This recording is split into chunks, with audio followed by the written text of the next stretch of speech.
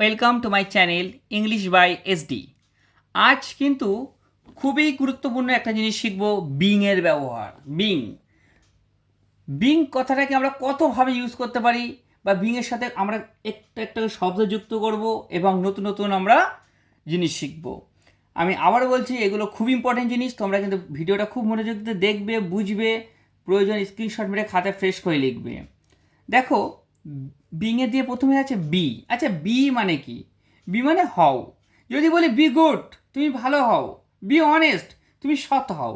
তাহলে কিন্তু আমরা আমরা এই কথাটাকে দিয়ে আমরা কিন্তু প্রায় টাইম আমরা বিভিন্ন রকম কথা বলি।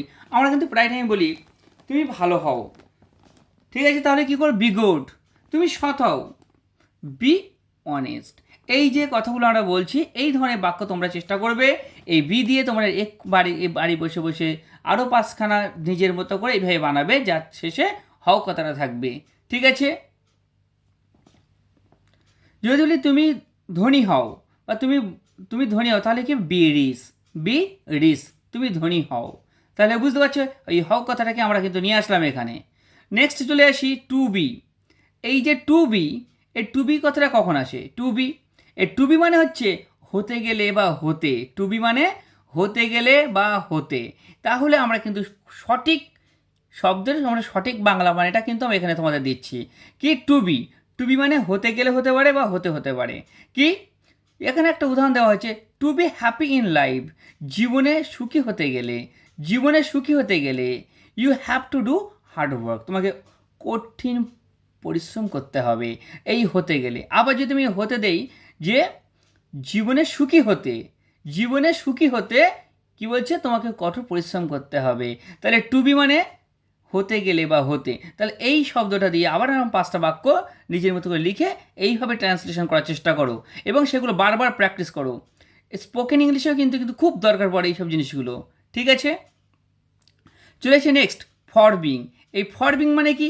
ফর বিং মানে হচ্ছে হওয়ার জন্য। ফর বিং মানে কি? হওয়ার জন্য।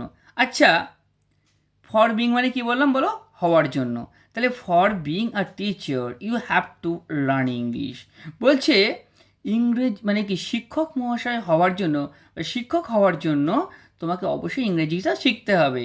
তাহলে কি? এই হওয়ার জন্য যখন বলবো, খাওয়ার জন্য, লেখার জন্য, পড়ার জন্য, বলার জন্য, বুঝতে পারছি সবাই, খুব ক্লিয়ার হয়ে যাবে। তাহলে এই হওয়ার জন্য ইংরেজি কি? For being.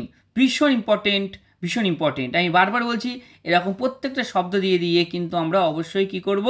প্রত্যেক শব্দ দিয়ে দিয়ে আমরা আরও দু পাঁচটা করে আমরা সেইভাবে বাক্য তৈরি করার চেষ্টা করব। প্রয়োজনে তোমরা কমেন্ট করতে পারো। আর কি আছে? Because of being. এই বিকজ অফ বিং মানে কি? এই বিকজ অফ বিং মানে হচ্ছে হওয়ার কারণে। বিকজ অফ বিং মানে হচ্ছে হওয়ার কারণে। কি? হি got the job because of being skilled. এখানে কি বলছে?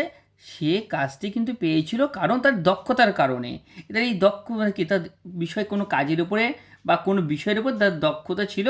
এখানে তুমি কিছু যোগ করতে পারো, কোনো বিষয়ের উপরে সেটা যোগ করতে পারো, ঠিক আছে? আমি যদি বলা হয়, আমি যদি সাপোজ বলি যে যে এখানে বলেছে বিকজ অফ বিং মানে এই হওয়ার কারণে, সে সৎ হওয়ার কারণে।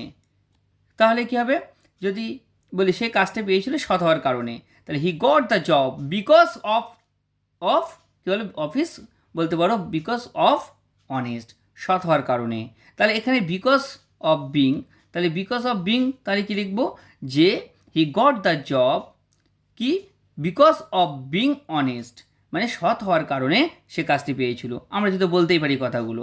তাহলে এইভাবে তোমরা আরও দু পাঁচটা দশটা করে নিজেরা নিজেরা বাক্য তৈরি করো, বারবার প্র্যাকটিস করো এবং আমার প্রত্যেকটা ভিডিওর সাথে থাকো। আমি এছাড়াও বিভিন্ন রকম পরীক্ষা, বিভিন্ন রকম চাকরি পরীক্ষা হোক বা বিভিন্ন রকম ইংরেজির প্রত্যেকটা স্টেপ বাই স্টেপ, নাউন থেকে শুরু করে একদম ইংরেজি প্রত্যেকটা চ্যাপ্টার আমি সেইভাবে ক্লাস করাবো বোর্ডে। আমি বোর্ড ক্লাস করাবো খুব তাড়াতাড়ি। নেক্সট কি আছে? বিং। বিং মানে হয়ে, বিং মানে হয়ে, যেমন সৎ হয়ে। একটা ওয়ার্ড উদাহরণ দেওয়া হয়েছে, সৎ হয়ে, ঠিক আছে? বিং অনেস্ট, সৎ হয়ে। যদি বলি সেই সৎ, এবার দেখো সৎ হয়ে একটা সেই চুরি করলো, আমি যদি বলি সেই সৎ হয়েও সে চুরি করলো, তাহলে বিং অনেস্ট, তাহলে কি? সে চুরি করেছে। যদি সেই বিং সৎ হয়ে সে চুরি করেছে, তাহলে কী হবে? Being honest he has stolen, সে মানে কি সৎ হয়ে সে চুরি করেছে। এই সব জিনিসগুলো কিন্তু আমরা লিখতে পারি। হ্যাভ বিন মানে কি?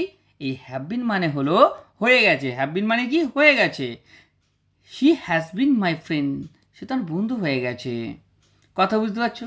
তার এই ধরনের বাক্যগুলো আমরা এই ধরনের শব্দগুলো আমি বারবার বলছি, দিন রাত বাড়িতে মুখস্থ করো এবং বারবার প্র্যাকটিস করো, এবং তোমরা তোমাদের বন্ধু বান্ধব সবার সাথে ইংরেজিতে কথা বলার চেষ্টা করো।